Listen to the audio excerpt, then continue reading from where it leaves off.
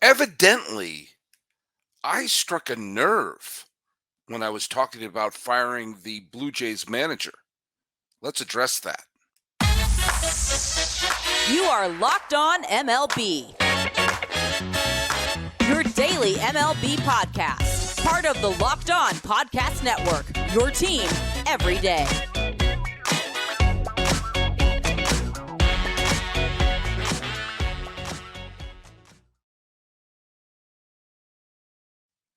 Hello, baseball fans. Welcome to Locked On MLB, part of the Locked On Podcast Network, where it's your team every day. This is the daily podcast. We talk about all of Major League Baseball. I am your host, Paul Francis Sullivan. You don't believe me? But there's my lower third. You can call me Sully. I am an Emmy-nominated television producer who has been a baseball podcaster for over a decade now. And this is my fifth season here at the Locked On Podcast Network. We are going to talk a little bit about my discussions of whether or not the Blue Jays should fire John Schneider and some of the reactions that I got from it. And I think it's, you all asked me questions and made some responses. So it's up to me to talk to you about. Hey, by the way, this episode is brought to you by Gametime. So download the Gametime app, create an account, and use the code LOCKEDONMLB for $20 off your first purchase. Last minute tickets and the lowest prices are guaranteed. That's Gametime. Follow us on Locked On MLB on pods on Twitter and Instagram.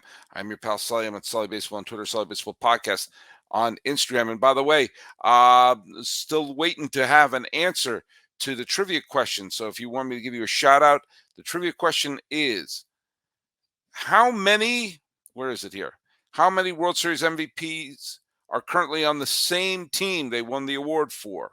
In other words, Jeremy Pena is still on the Astros.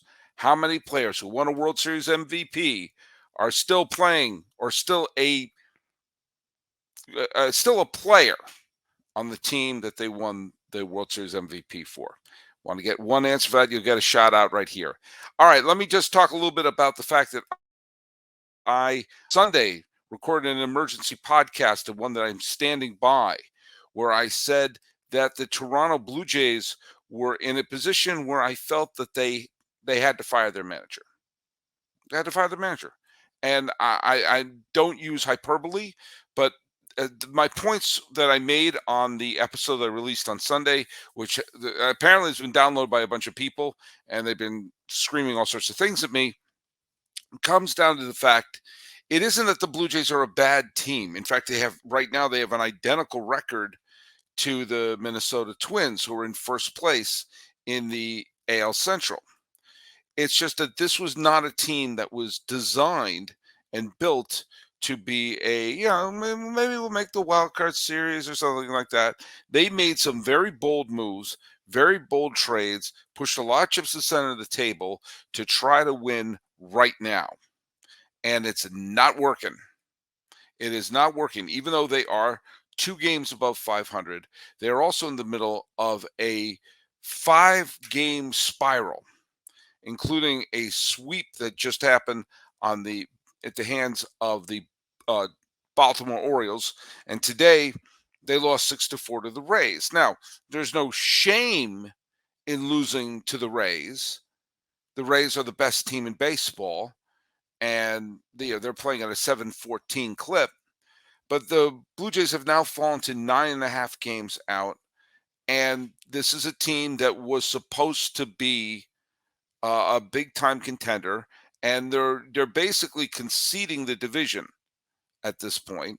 And they had a walk-off win against the Atlanta Braves on Mother's Day. That was my birthday, May 14th. Thanks for the birthday wishes. At that point, they were 24-16. That's 8 games above 500. Since that point, they have lost 7 out of their next 8 games. And they just don't look like they're playing smart baseball. And so I made the point that I said, look, John Schneider is not exactly the second coming of Earl Weaver. He was an interim manager who was in there last year when Charlie Montoyo got the axe. And he didn't exactly create a great name for himself when the Blue Jays, they played well down the stretch, yes, but then they got bounced from the playoffs, and they look like a team that could very well miss the postseason. And you don't make the moves like the Bassett trade or the Bassett signing and the Teoscar Hernandez trade and say, well, maybe we'll have an outside chance of being a wild card team. And it's early enough in the season if you give the car keys to a capable manager. I brought up Joe Madden. So I'm just reviewing what was the point that I was making the other day. And I want to go through some of the reactions. Now, Christopher Perks, if I'm pronouncing your name incorrectly, you must forgive me, says, Sully, you are bang on regarding the Blue Jays manager. It's time for a change, especially with Joe Madden out there. Bang on, which I assume is a positive thing. Forgive me, I'm 51. So I don't know all the lingo that you kids are saying today, but I have a feeling that bang on is a positive thing. Most of my comments came on the actual YouTube link, which you were probably watching, getting that right now. So let's take a look at some of the comments I got from that. David Stockman writes, no excuse for not knowing you have to replace a pitcher if you come out twice in one inning. Madden could take the Jays to the pennant, just like he did with the Cubs. And don't forget, he also did with the Jays, with Tampa. That's in reference to the fact that he had to pull Alek Manoah because the pitching coach went out in the same inning. Schneider went out for a strategy discussion, but because those two visits in the same inning, he had to get pulled. Yeah, I was just saying that's one of the, when the manager starts making boneheaded decisions like that, and it's not a necessarily a good manager, or this is, you got to, I brought that up and that came up a few times. In fact, Mary T wrote regarding the mound visit gate. I think he did it on purpose.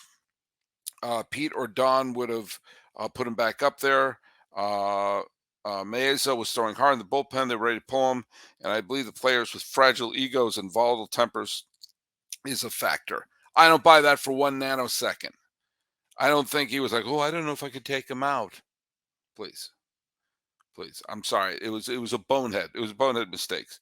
2 weeks ago, this is Alan Warnock saying 2 weeks ago, if you said we'd be near 500, I'd freak out. We need a hitting coach badly, but I understand what you're saying. Hey, Shannon Tarrant says, I agree with you 100%, my friend. And that means I have a friend up north. Now, I had said that if the Jays had been put in the Central and had a natural rival with the Detroit Tigers, they'd be in good shape. Kermit Frog, not the real one, says, I disagree. Jays would be lucky to be in the Central. No need for that. They're a big market team with huge payroll. They just needed management more focused on winning than ballpark renovations, 150 million in renos, and still a mediocre bullpen. Nice usage of fan money. They want wins, not sightlines, and loony dog night. Well, I'll give the management, they made that big deal with Toronto, sending away Teoscar Hernandez to bring in bullpen depth, which they clearly needed in last year's wild card series. So I can't really agree with you, Kermit Frog, but I've always been a fan of your work. Then the pattern has persisted for quite a while. Their ability to clutch hit is abysmal, just atrocious, says Sir Laughs a Lot, who clearly is not laughing a lot.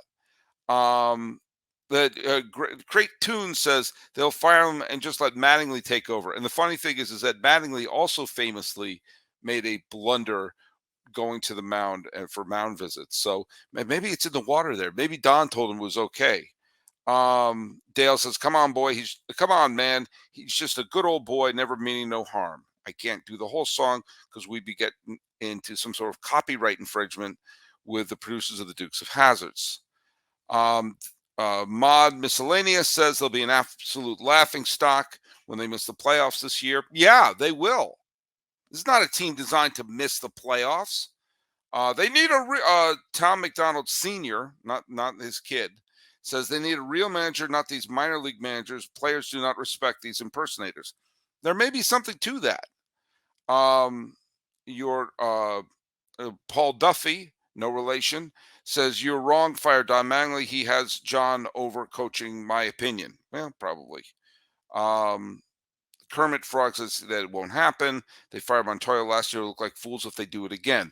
And that's, of course, the logical fallacy of the sunk cost fallacy. Just because it may make you look bad right now, won't make you really look good is winning a freaking pennant. And then Norm Gardner had my favorite comment when I said that John Schneider should be fired right now. He says no, that they should fire the manager right now. He said, no, they don't. And you're a fool for saying so. You may be right. You may be 100% right in saying I may be a fool for saying so. I don't know what to tell you. But, it's not playing the game when you're putting together a major league roster and everything like that. It's not like you're doing playing cards or doing some sort of fantasy game. By the way, do you know what an example of a very good fantasy game where you got playing cards, you have control over it? That would be Sorare. Sorare is our brand new sponsor. Been so happy to have them being part of the Locked On podcast family. And they are a revolutionary fantasy baseball game and marketplace transforming fans into owners. With officially licensed digital cards featuring players from across all 30 Major League Baseball teams, unlike other fantasy baseball platforms, Sorare managers truly own their fantasy experience, collecting, buying, selling, competing player cards against global opponents to win epic rewards. Win or lose, you still own your cards. There's no cost to play. Plus, the more you win, the more you advance, collecting increasingly powerful cards and accessing to next level competitions and rewards. Sorare, Major League Baseball game weeks happen twice weekly in a span of a 3 to 4 day cycle. At the end of game weeks, Sorare managers who rank at or near the top of their MLB leaderboards win a variety of rewards, which can include Sorare scarcity cards, game tickets, merchandise, signed jerseys, and a VIP experience like meeting MLB stars. Prizes may vary depending on the competition. So head to sorare.com/locked on. That's spelled SORARE.com to draft your team of free player cards. Set your lineup, start competing today to win epic rewards. That's sorare.com/locked on to start playing today.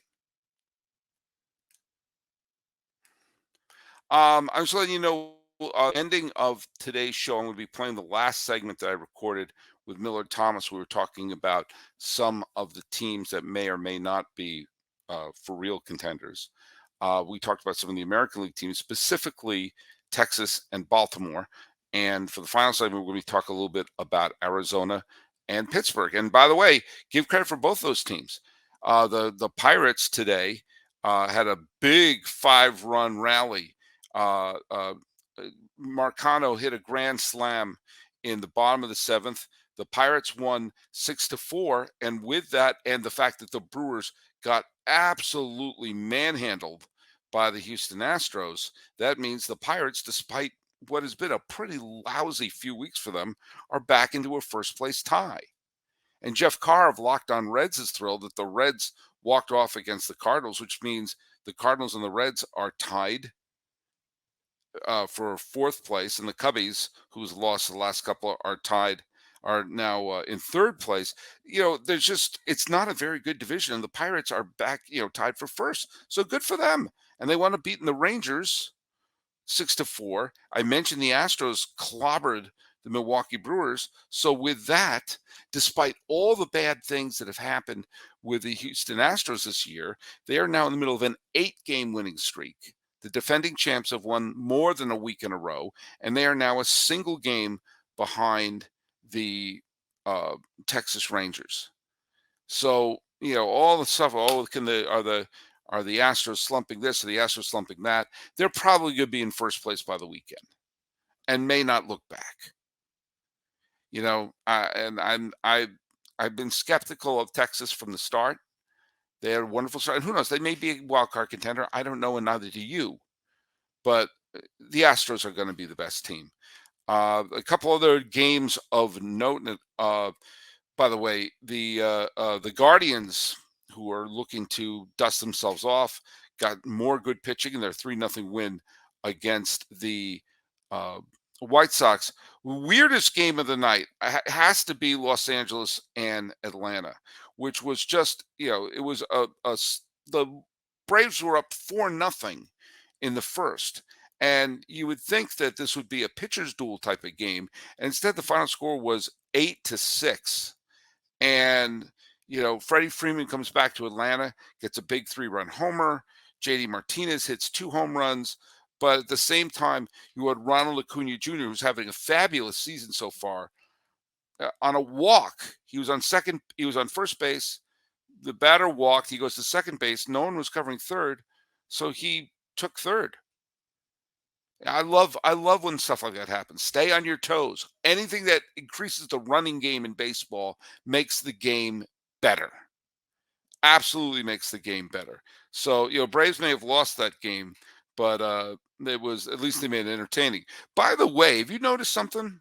Pete Alonso a few days ago hit that big 3-run walk-off home run where the Mets got a 3-run home run in the bottom of the ninth to tie the game, and a 3-run come from behind walk-off home run in the 10th inning in that game against Tampa Bay.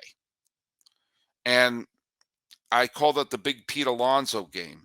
And I said it would be interesting to see how that affects the Mets, how that affects them moving forward, because that could have just been a fluke and then they went back to their losing, or it could be the spark that energizes the team. Now, remember, they were sub 500. They were 20-23 when that happened, and Met fans were looking for the nearest bridge. Some of my friends are diehard Met fans were buying noose making for dummies on Amazon. Since the Pete Alonso game, the Mets haven't lost. They're on a 5-game winning streak.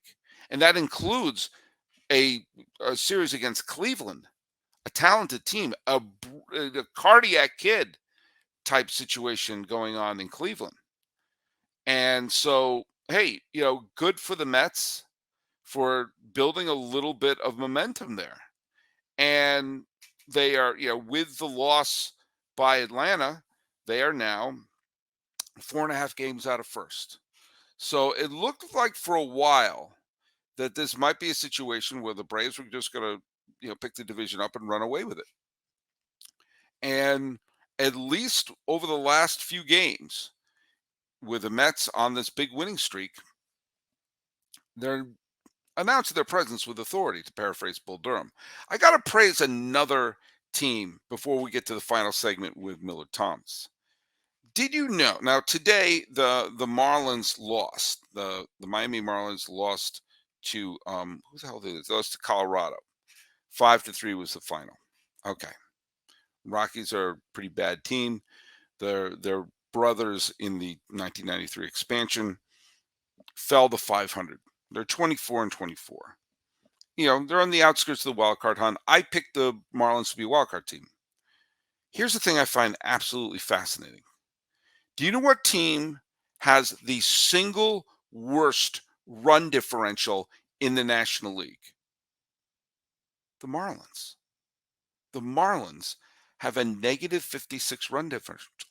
That's easy for you to say. That's a lot worse than Washington's. That's a lot worse than Colorado. That's a lot worse than Cincinnati. The Cardinals are 7 games under 500 with a positive run differential. I didn't think that was possible. But the Marlins are at even 500 with a negative 56 run differential. And I have no idea what to make of that information. None. Are they a bad team that's been super lucky in 1-run games? Or are they a team that wins the games when the opportunity arises, and when they lose it, they just get blown out? I don't know what to make of it. And you know what? Pretty soon we're going to see. I do like the Marlins as a team. I think they're a team that's going to hang around the wild card chase. Right now, the wild card team, Arizona, who, won again. They've won 8 of their last 10 games, and they're hanging around. Hell, they're hanging around the West. But how can you have the worst run differential in baseball, or at least in the National League, and be even? That's a pretty good job by the Marlins right now. And by the way, if you're a Marlin fan, go. Go to those games. They're a fun team to watch. In our final segment, it's going to be the finale with Millard Thomas. We're going to be talking about National League teams that are playing better than our expectations. But right now, let's just talk a little bit about game time. You know, I like to go to games. Sometimes I plan well in advance. I'm going to the final game at the Oakland Coliseum. Although, who knows, with the way things are going with the Las Vegas negotiations, it may not be the last game. Watch them play the next 20 years in Oakland. Either way, I have a game for the last A's game for this year, which very well could be the final Oakland A's game ever. That's way down the line. But I also bought some last-minute tickets a few weeks ago to go see the Dodgers play the Padres. So the process of buying long-term or short-term, I had no stress at all because I use Gametime. It's the fast and easy way to buy tickets for all the sports, music, comedy, and theater near you.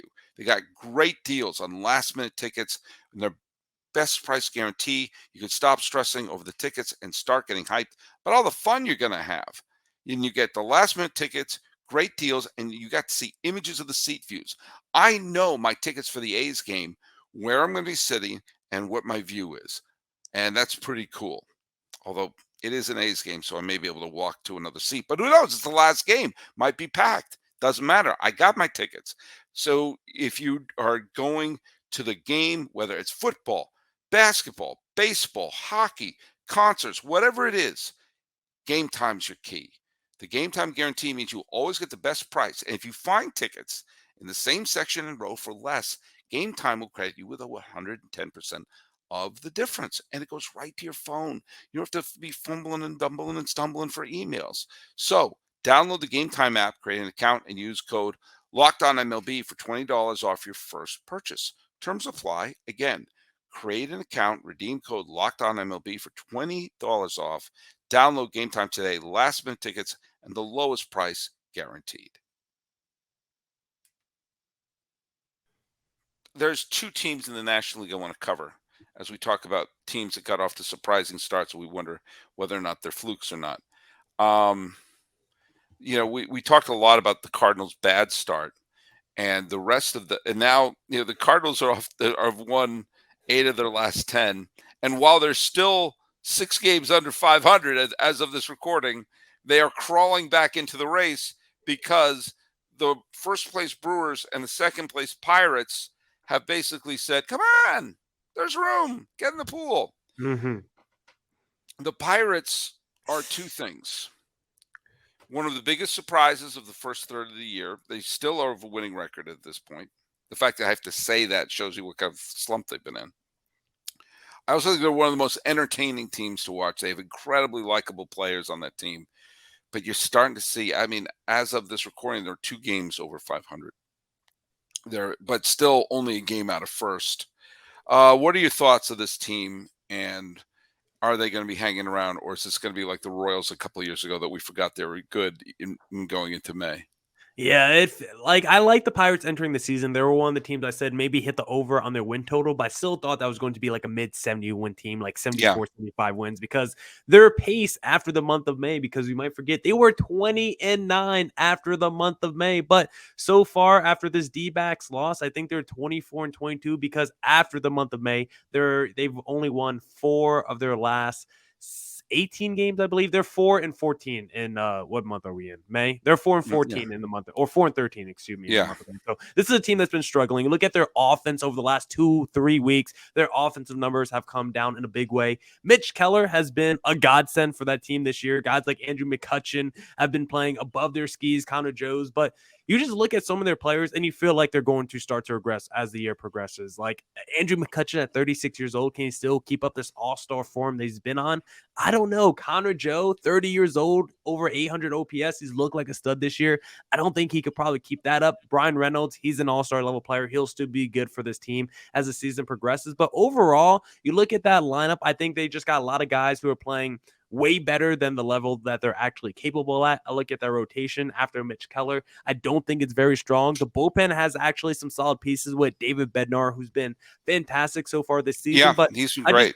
Yeah, so this Pirates team, I do think they can pitch. I think they could keep a lot of ball games close. I just don't think they have the offensive weapons as the season progresses. I think that offense is really starting to come down as we've already seen. I think that's going to be the area that really holds them back as we start to enter the postseason, the stretch run of the season, as we enter August and September. I think they're not going to be able to score enough runs. I think we're going to look at them like how we looked at the Miami Marlins the last couple of years. We're like, that team can pitch, they're frisky, they can win a game against you, but more often than not, they're probably not going to put up enough runs on the scoreboard to win enough ball games to actually make the postseason. I would love to see the Pirates. Obviously, there is no like Juan Soto on the block this year, and even Juan Soto hasn't been Juan Soto this year. No, But he might be on the block. Who knows? I know, but like a name you hear, someone like Will Myers, who's not exactly, no one's getting ready to have Will Myers rehearse his Cooperstown speech, but he can be a streaky hitter. I just would love to see the Pirates acquire one professional bat in the middle of that lineup, because you just see, excuse me, you see their offense just goes right into the toilet, and it's you see, like, Mitch Keller pitched a wonderful game the other day, and then one bad inning from the bullpen, and you just knew the Pirates weren't going to come back. Mm-hmm. And you just felt if you have one solid professional hitter in that lineup, that they'll be able to avoid some of that. But here we are. I'd love them to make that trade sooner rather than later. Yeah, and there's some interesting guys who are going to be free agents this upcoming season that maybe you could get a little rental for the next few months. Maybe like a Rowdy Tellez, who is not like some sexy superstar, but can definitely hit some bombs for you in the middle of your lineup. Maybe someone, I don't even know, Brandon Lowe has a club option for this year. Tampa Bay, they don't like to re-sign their players to big contracts. Willie Adames is going to be a free agent after this year. So there's like some interesting above average major leaguers who are not all-stars or maybe borderline all-stars like a Willie Adames, you could definitely get for the cheap and not have to break your whole prospect farm system up to go acquire them. No, and I'm not even talking about like, trading away top blue chippers, but maybe a mid-tier prospect you can let go of to just get one or two more professional hitters in that lineup. I mean, it just seems like by the time you get past, the top 3 or 4, it just seems like, easy out after easy out, and it just puts too much pressure on the Reynolds and everyone like that, and at the top of the lineup. All right, well, look, I got one more we got to do. All right. And you know what team it is. What team is it? Let's see. Who do we have here as our guest today? Everyone in their cow thought it was going to be a Dodger San Diego Padres rumble in 2023. Well, the Padres have been thankful they're in a division with the Colorado Rockies, so they don't look up as a last place team. But the D-backs, yes. Now the Dodgers have indeed passed them, but there's only one game separates Los Angeles and Arizona in the loss column. The D-backs have been playing above their expectations. And what do you think about this team? Is this a good Diamondbacks team, or is this a team that has taken advantage of the Padres off to the bad start and just slid right into second place?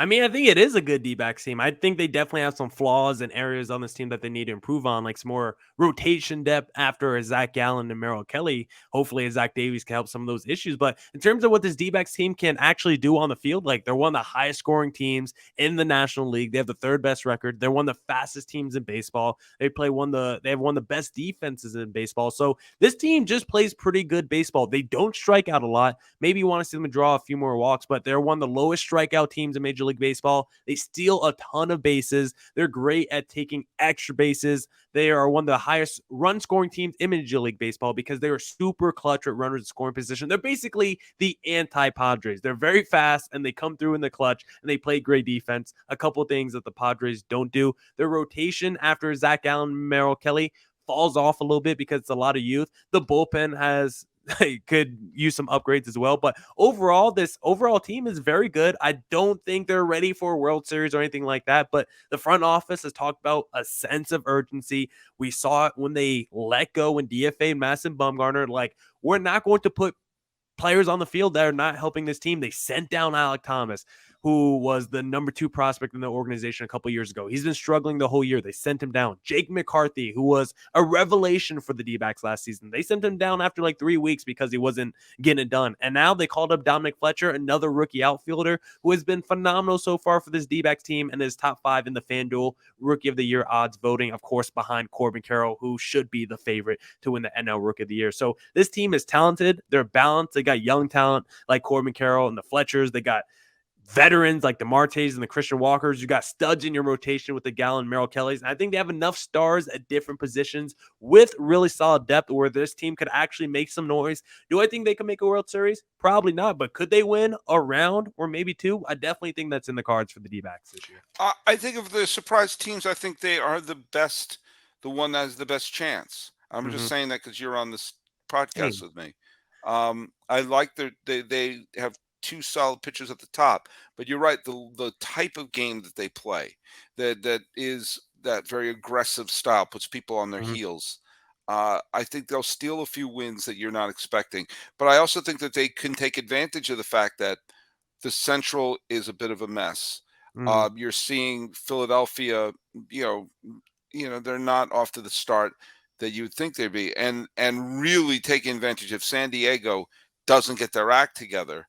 I honestly, you know, the way that they've been playing, and it's not just that they've had a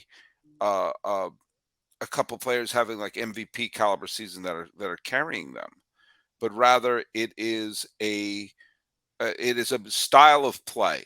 It's almost like an organizational shift for this team, and they're playing smart baseball. They're playing good fundamental baseball.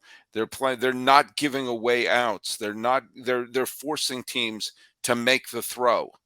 And for that reason, I think that of all the surprise teams, I think the Diamondbacks, do I think Los Angeles is going to beat them? Yeah, I do. I think LA is a better team overall. But if you wake up and if I saw the Diamondbacks finish this year with 92 wins, the way that they're playing, that wouldn't stun me right now. Yeah, which is not the year you thought we were going to have this year with the D-backs. Definitely not. I was hoping, you know, maybe a 500 season. I thought that would have been very successful. But I thought that, yeah, I mean, it's something, but I thought this was going to be a 500 team because they had decent pitching, you know, but I didn't think they had any of the talent to score runs. Yeah, I thought offense was going to be a struggle. If you told me 81-81 was going to be their final record entering the season, I would have definitely signed up for that. But now my expectations might be a little bit higher because a good mark of a team I think they could use for the D-backs, they don't mess around with these series. Like when they play the Oaklands and the Pirates of the world, these lowlier baseball teams, they take 2 out of 3. They don't lose to bad teams, and they've only lost. They've lost 3 series this year, but only to 2 teams. The San Diego Padres, who always have the D-backs number. It doesn't matter what their record is. They just seem to own the D-backs. Then the Miami Marlins, who are not a great team, but they are above 500. So it's like, team. They're Marlins have talent. The Marlins have a lot of talent on that team. Yeah. Marlins have talent. I don't think they're a playoff team, but they definitely have talent. So it's like when you've only lost to 2 teams the whole year and we're 40, 50 games into this. I mean, I don't know, maybe 50 games into this, maybe more. I don't know. Entering that 1/3 mark, as we talked about. Like the D-backs don't play around with their food. They take 2 out of 3 at least from every series, and they've only lost 3 series the entire year to only 2 teams. I like this D-back squad a lot, and I think come the deadline, they will be buyers. I think this is a team that will try to go out there and upgrade and maybe add not a star, but at least a solid veteran in that rotation and still try to add another bullpen guy because you can never have enough relievers in the back end of your bullpen, especially guys that could throw hard. So I think the D-backs are going to go out there and actually take this season seriously and actually build a contender as the best they can, at least for 2023. You're building contender right now. Let's wrap this up here. Millard Thomas, where can people find you? Follow me on social media at CreatorThomas24 or look up Locked On Diamondbacks, both Twitter and Instagram in the little search bar. We're on all your podcasting platforms, of course, and we're on YouTube. When you search up Locked On Diamondbacks, please hit subscribe on there. And you can follow us at Locked On MLB Pods on Twitter and Instagram. I'm your pal Sully. I'm at Sully Baseball on Twitter, Sully Baseball Podcast on Instagram. Talking about the Diamondbacks and the Pirates and some surprising contenders. Who's for real, who's not. This has been a Locked On MLB Diamondbacks and Locked On MLB crossover. He's Millard Thomas. I'm your pal Sully. Let's fist pump for another week. Boom.